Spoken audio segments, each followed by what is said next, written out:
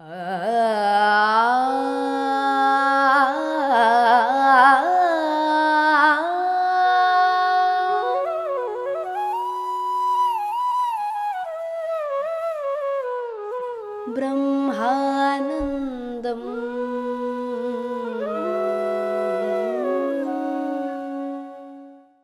नमस्कार दोस्तों, ब्रह्मानंदम शो में आपका एक बार फिर स्वागत है। 1000 सीड्स ऑफ जॉय आनंद करनेशी द्वारा रचित एक अद्भुत किताब। इस किताब से हम आपस में विवेक बांट रहे हैं। दोस्तों, हम जिस अध्याय के जरिए गुजर रहे हैं उसका नाम है चक्रास एंड एलिमेंट्स। हमारे शक्ति क्षेत्र, चक्र और पंचभूतों से उनका संबंध। पिछले एपिसोड के अंत में हम माँ के द्वारा ये सुन रहे थे कि किस प्रकार जब उन्होंने सीता का अवतार लिया, उन्होंने अपनी कुंडालिनी शक्ति को संपूर्ण रूप से विकसित करके संपूर्ण आत्म साक्षात्कार प्राप्त किया। माँ ने हमें ये भी बताया कि जब उन्होंने सीता का अवतार लिया तो उनकी जो पहला चक्र था वो संपूर्ण रूप से खुला और विकसित था। इसीलिए माँ ने अपना कार्य दूसरे चक्र से शुरू किया था। यहाँ पर आनंद करनेशी माँ से ये प्रश्न पूछते हैं कि माँ, क्या श्री राम जी ने भी अपने दूसरे चक्र से ही अपना आध्यात्मिक पुरोगमन या विकास शुरू किया? तो यहाँ माँ जवाब देती है कि नहीं, मेरे प्रिय सखे यानी कि श्री राम इस अवतार में, अपने इस रामावतार में तीसरे चक्र पर थे। कब? जब उन्होंने अयोध्या को छोड़ा। तो जब राम जी अयोध्या को छोड़कर वन की तरफ बढ़े तब उनकी शक्ति तीसरे चक्र तक थी।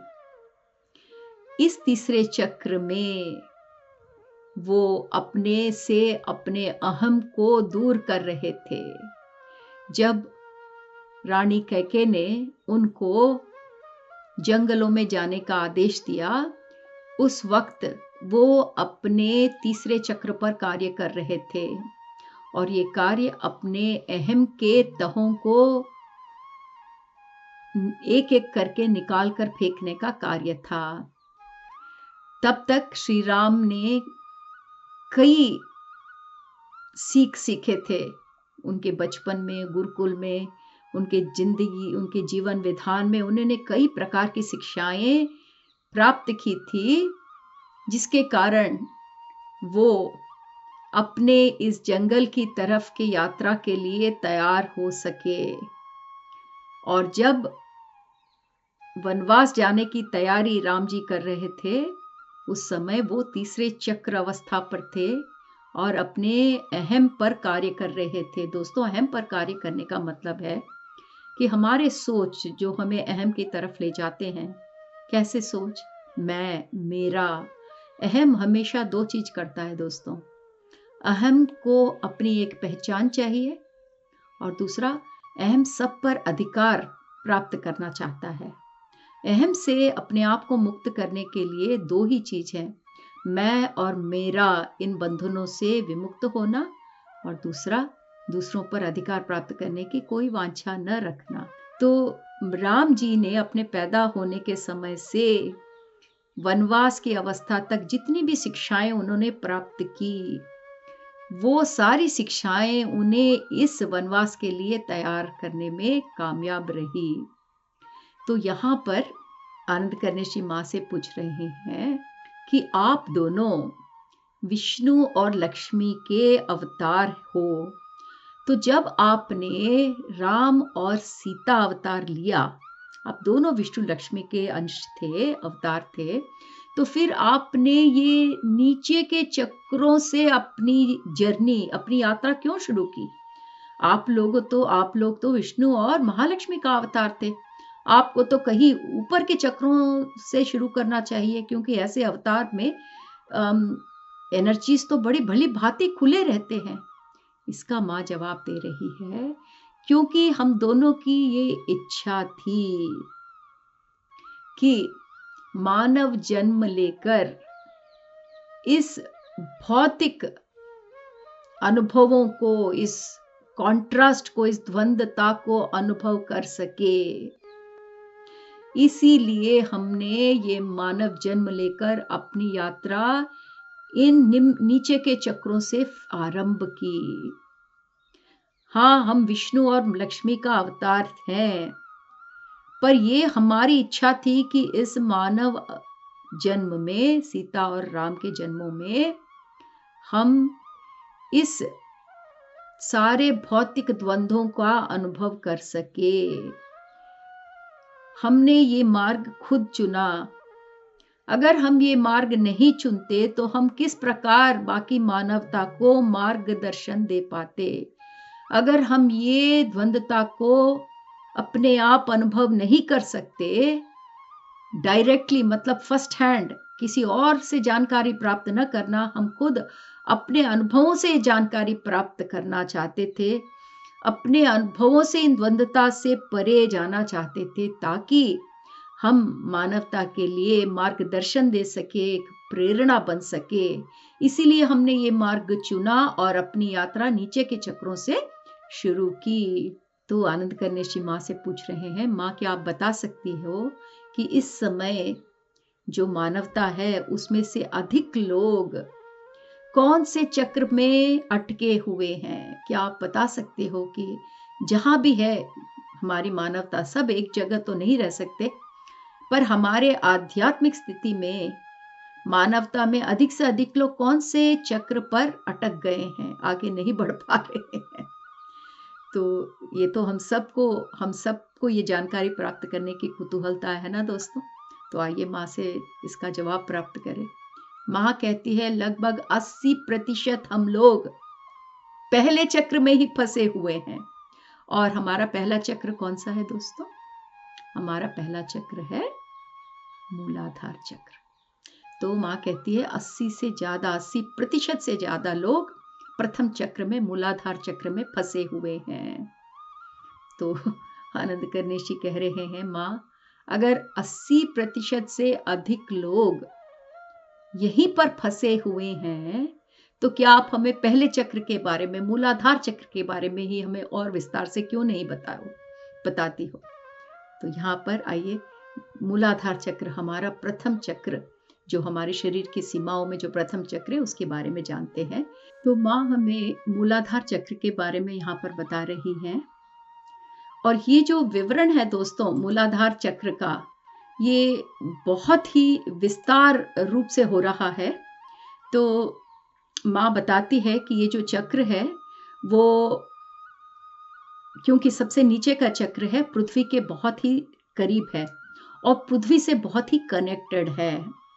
और ये जो चक्र है वो हमें हमारे पंचभूतों से नहीं, हमारे 5 सेंसरी ऑर्गन से कनेक्ट करता है। 5 सेंसरी ऑर्गन का मतलब क्या है दोस्तों? हमारे पंचेंद्रियों से कनेक्टेड रखता है। तो हमारे पंचेंद्रियों से कनेक्टेड रखने का मतलब है कि हमारे पंचेंद्रियों से हमें जो ज्ञान प्राप्त होता है, जो इंफॉर्मेशन प्राप्त होता है, वो इस चक्र से संबंधित है, पहले चक्र से संबंधित है। और ये जो मूलाधार चक्र है वो हमारे जो मौलिक आवश्यकताएं होती हैं, जैसे रोटी कपड़ा मकान हम कहते हैं ना, फूड, सर्वाइवल और शेल्टर, उससे संबंधित है। हम कितना अपने आप को सुरक्षित देखते समझते हैं। हम समझते हैं कि घर है हमारे पास, खाने को खाना है, पहनने को कपड़ा है। तो ये हमारे सुरक्षित रहने की जो भावना है वो हमारे पहले चक्र से जुड़ी हुई है। माँ ये भी कहती है कि ये चक्र हमें पुराने आदतों से पीछा छुड़ाने में काम करता है। कौन से पुराने आदतें दोस्तों? जन्म जन्म से जिस सोच व्यवस्था से हम गुजर रहे हैं, हमारे बिलीफ सिस्टम जिसके कारण हमारी जिंदगियां एक तरह चल रही है, अगर हमारी जिंदगी में हमें बदलाव लाना है तो ये चक्र में ही हमें बदलाव लाना पड़ेगा। यहाँ पर माँ हमें कहती है कि अगर आपको इस चक्र में कुछ भी, मतलब बैलेंस लाने के लिए अगर आपको कुछ काम करने की आवश्यकता है तो आप अपने खाने पर ध्यान दे सकते हैं कि हरी पत्ती वाली सब्जियां अगर आप ज़्यादा खाएं तो ये आपको इस चक्र को बैलेंस करने में सहायक होगा। माँ कहती है कि ये चक्र एक और बहुत ही इम्पॉर्टेंट चीज में हमें मदद करता है। कौन सी? अंग्रेजी में इसको कहते हैं दोस्तों फाइट एंड फ्लाइट रिस्पॉन्स। इसका मतलब जब आप अपने आप को अचानक कोई डेंजर वाले सिचुएशन में पाते हो तो 3 चीजें करते हो दोस्तों। एक चीज है या तो आप वहां से भाग निकलते हो। अगर आपने सांप को देखा तो आप क्या करोगे? सामने बड़ा नाग है तो क्या करोगे? आप उल्टे पैर भागोगे।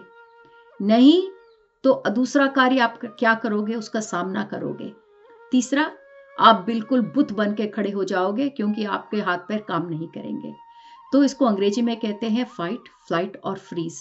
ये जो रेस्पॉन्स है वो प्रथम चक्र से ही प्राप्त होता है। इसको कहते हैं बेसिक, आपके मौलिक रेस्पॉन्स है ये।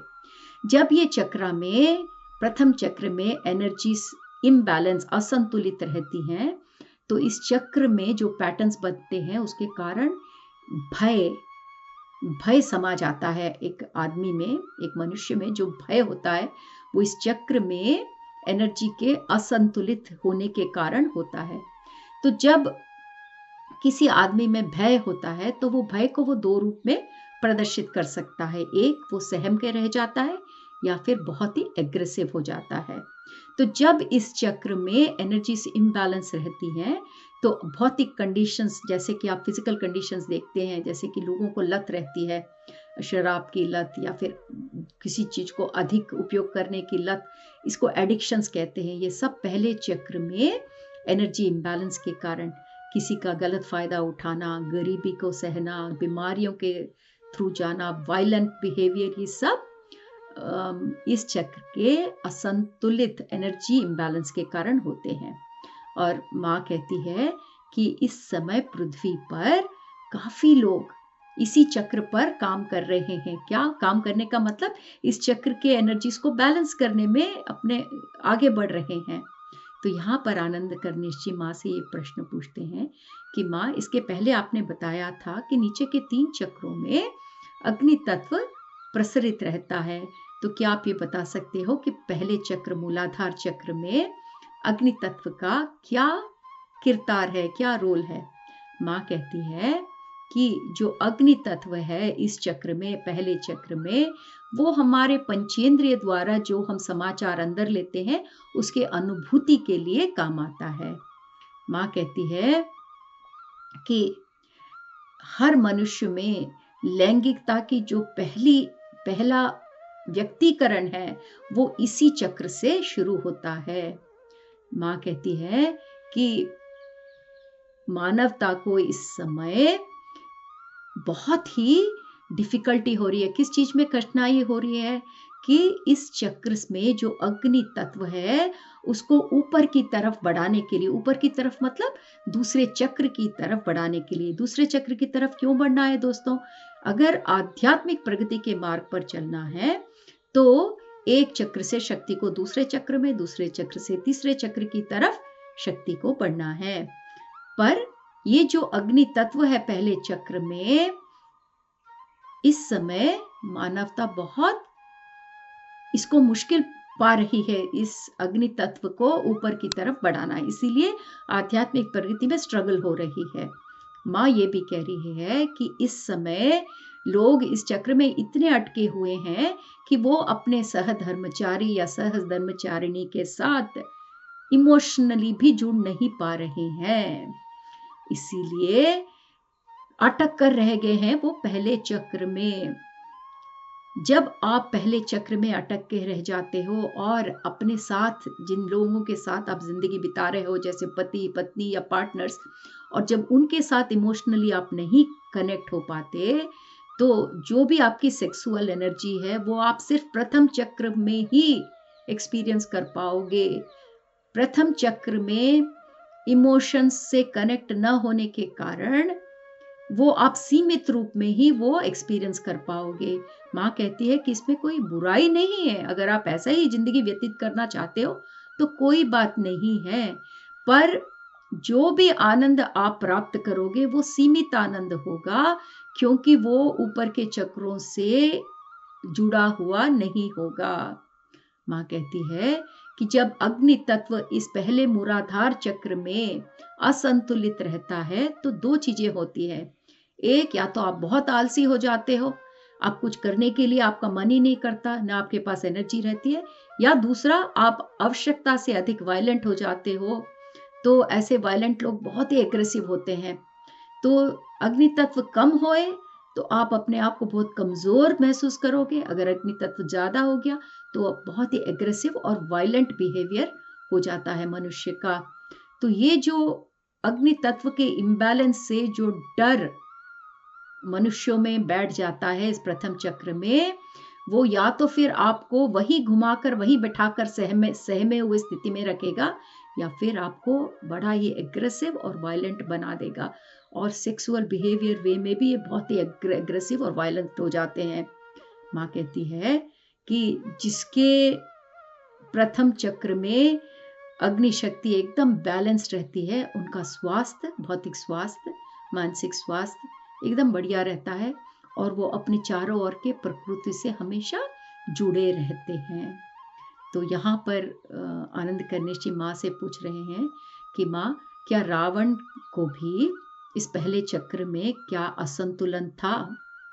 क्योंकि रावण बहुत ही एग्रेसिव था। जब आपने सीता मैया के रूप में अवतार लिया तो आपके प्रति भी रावण ने बहुत ही एग्रेसिव बिहेवियर किया था। तो इसका मतलब यह है कि रावण अपने पहले चक्र में एनर्जी को असंतुलन रूप में पा रहा था। माँ कहती है नहीं बेटा, ऐसा नहीं था। रावण के पहले चक्र में कोई प्रॉब्लम नहीं था। रावण को अगर कोई प्रॉब्लम था, कोई दिक्कत थी, तो उसके तीसरे चक्र में। तीसरा चक्र कौन सा है दोस्तों? मणिपूरक चक्र। मणिपूरक चक्र में रावण को बहुत ही ज्यादा असंतुलन था। माँ कहती है कि जैसा कि मैंने पहले भी बताया, रावण ने कभी भी मुझे नहीं चाहा, मेरे शारीरिक सौंदर्य का वो कभी उन्होंने वांछा नहीं की। उसे मेरी आध्यात्मिकता चाहिए थी। ठीक है, अगर मैं खुशी खुशी अपने आप को समर्पित कर दूं तो उसे कोई ऐतराज नहीं था, पर मैंने अपने आप को भौतिक रूप से या कोई भी रूप से कभी भी रावण को समर्पण नहीं किया। पर रावण को मेरे शरीर में कोई मोह नहीं था। रावण को मेरी आध्यात्मिकता चाहिए थी, मेरी आध्यात्मिक सिद्धियां चाहिए थी। पर माँ कहती है, पर मेरे चारों ओर ऐसे और भी लोग थे जिन्होंने मेरे दूसरा चक्र कौन सा? स्वाधिष्ठान चक्र से शक्ति लेने का प्रयास किया। माँ ने कहा, जहां तक कि मेरा पहला चक्र है वो बिल्कुल हमेशा संतुलित था, क्योंकि जब मैं पैदा हुई थी मैं अपने पहले चक्र को संपूर्ण रूप से खुला और संपूर्ण रूप से विकसित रूप से पैदा हुई थी। इसलिए मेरा भूमि तत्व के साथ हमेशा संबंध जुड़ा रहता था। इसलिए मेरे पहले चक्र के बारे में मुझे कोई चिंता की बात नहीं थी। तो आनंद कर्णेश पूछ रहे हैं, माँ, चूंकि आपका प्रथम चक्र जन्म से ही संपूर्ण रूप से विकसित था और आप धरती मैया से हरेक रूप से जुड़ी हुई थी, इसलिए आप जहां भी थी, चाहे वो वनवास हो, जंगल में कहीं भी थी, आपको खाने पीने की कभी भी चिंता करने की जरूरत नहीं थी क्या माँ? माँ कहती है, हाँ बेटा, मैं जहां भी थी अपने लिए जो भी खाना चाहिए मैं वो प्राप्त कर सकती थी, क्योंकि मेरा पहला चक्र खुला हुआ था और मैं भूमि तत्व से हमेशा जुड़ी रहती थी।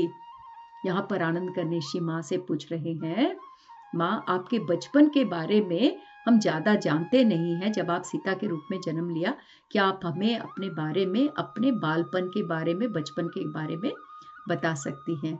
माँ कहती है कि मैंने जब भी जन्म लिया, अपने बचपन में मैंने बहुत आनंद प्राप्त किया। पर जिस अवतार के बारे में तुम यहाँ जिक्र कर रहे हो, सीता अवतार, मैंने मानव अवतार लिया। मैंने एक साधारण स्त्री के रूप में जन्म लिया, और उस समय जब मैंने जन्म लिया तो मेरा पहला चक्र संपूर्ण रूप से खुला हुआ था। क्योंकि मेरा पहला चक्र संपूर्ण रूप से खुला हुआ था और मैं इस पृथ्वी तत्व, भूमि तत्व से संपूर्ण रूप से जुड़ी हुई थी, मुझे प्रकृति से हमेशा मैं कनेक्टेड रहती थी। तो इसीलिए प्रकृति मुझे हमेशा जो भी मुझे चाहिए था, मुझे हमेशा देती रहती थी। माँ कहती है कि जब मैं जंगलों में जाती थी तो मुझे एक पक्षी सिखाती थी कि किस प्रकार खाना प्राप्त कर सकते हैं। तो मैं उस पक्षी के साथ रहकर पक्षियों जैसा खाना शुरू कर देती थी। माँ कहती है कि जंगलों में रहना मेरे लिए एकदम मुश्किल नहीं था, क्योंकि मेरा प्रथम चक्र खुले रहने के कारण मुझे प्रकृति से हमेशा जो भी मुझे चाहिए प्राप्त हो जाता था। जब मैं सीता के रूप में मेरे बचपन में मेरे लिए जिंदगी एकदम एक सुंदर खेल थी।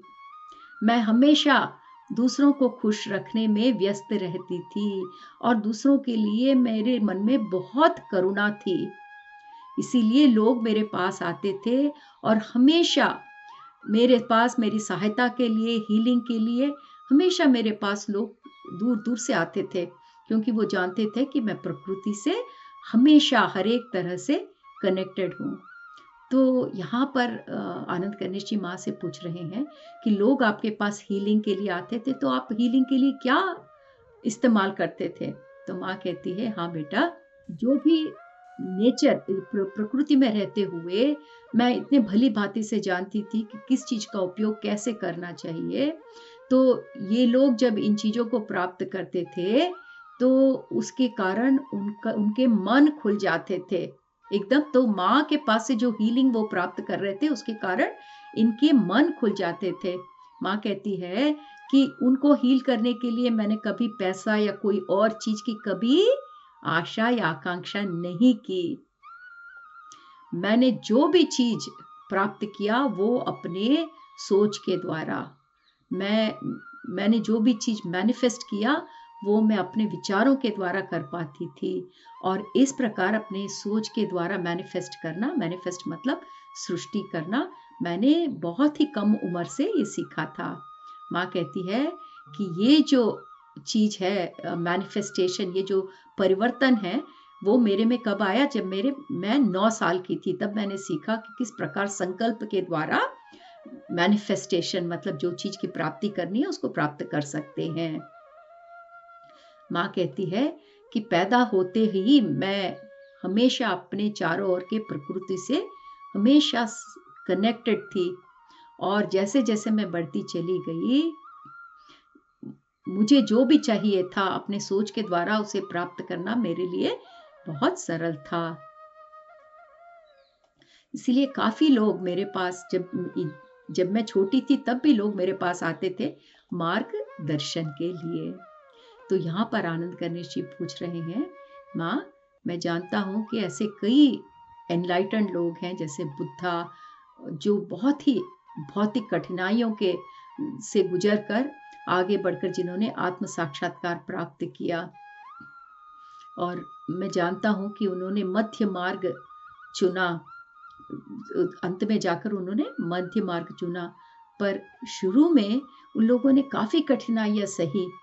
तो माँ मैं जानना चाहता हूँ कि बुद्ध का भी पहला चक्र खुला हुआ था क्या? जिस प्रकार आपका पहला चक्र खुला हुआ था उसी प्रकार बुद्ध भगवान का भी पहला चक्र क्या खुला हुआ था? आइए दोस्तों माँ का जवाब सुनते हैं। माँ कहती है कि कभी कभी मनुष्य अपना सब कुछ दे देते हैं, समर्पित करते हैं आध्यात्मिक मार्ग में आगे बढ़ने के लिए। वो हिचकिचाते नहीं है, अपना सब कुछ त्याग देते हैं।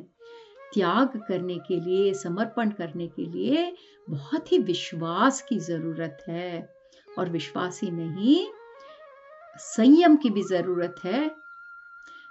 अपने अंतर यात्रा की तरफ बढ़ने के लिए समर्पण और संयम, इन दोनों चीजों की बहुत ही आवश्यकता है। माँ कहती है अगर हम बुद्ध की कहानी के बारे में सोचें तो उनका जो पहला चक्र था वो अपने चारों ओर के प्रकृति से ही नहीं, अपने नाम से भी जुड़ा हुआ था। तो उनका पहला चक्र जो था उनका अस्तित्व था। पहला चक्र हमेशा अपना अस्तित्व रहता है दोस्तों, हमारा घर, हमारी सुरक्षा। तो उनका पहला चक्र उनके चारों ओर के सराउंडिंग से, मतलब उनका राजमहल, उनकी राज व्यवस्था, उनका नाम, उनके घराना का नाम, इन सब से उनका जुड़ा हुआ था। पर इन सब को छोड़ दिया उन्होंने इसके कारण उनके परिवार वालों को बहुत दुख पहुंचा, क्योंकि सब कुछ छोड़ने से वो अपने आध्यात्मिक मार्ग पर तो बढ़ गए, पर उनके परिवार सदस्यों को बहुत ठेस पहुंची, क्योंकि उनके पिता, उनके माता के लिए उनको अपना राजधर्म निभाना था, पर वो राजधर्म सब छोड़कर वो जंगलों की तरफ बढ़ गए। तो दोस्तों, आज का एपिसोड हम यहाँ समाप्त करते हैं। फिर अगले एपिसोड में बुद्ध भगवान जी के बारे में हम और थोड़ा जानेंगे कि जब उन्होंने राजपाट त्याग करके अपने आध्यात्मिक जर्नी में जब वो आगे बढ़े तो उनकी चक्र व्यवस्था कैसी थी। धन्यवाद दोस्तों।